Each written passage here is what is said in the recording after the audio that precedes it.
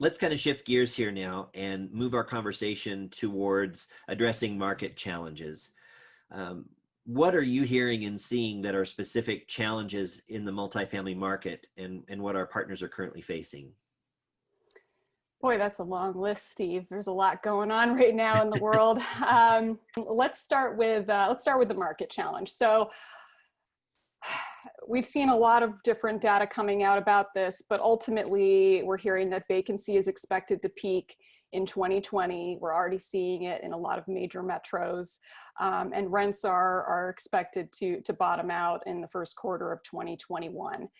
So that's going to be interesting, and hopefully it ends up not being that bad. But as everyone knows, our industry is nothing if not resilient, both from a performance and an operational standpoint. So, I think we're going to be okay in the long term, but there's certainly a lot of pressure on the market right now.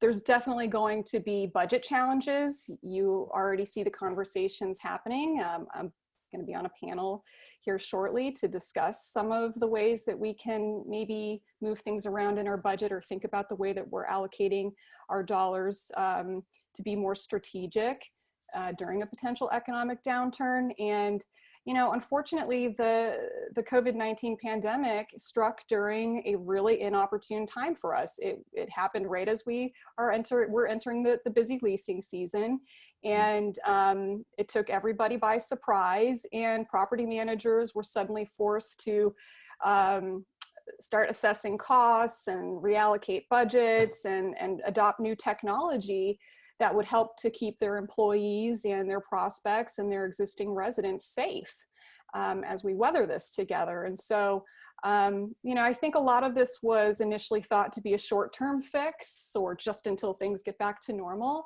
But I think, there may not be a back to normal. I think what we're going to see is a new normal. And I do think that this will ultimately lead to innovation and modernization of the way that we approach sales as a multifamily industry.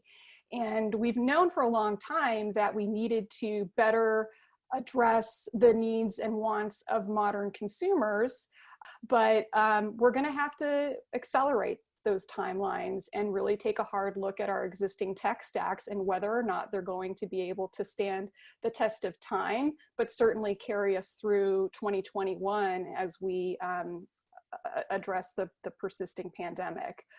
So at this point, I think it's time to move out of survival mentality and into thinking about things from a very deliberate strategic framework when we're thinking about technology and what we're going to pay for it and how it is valuable.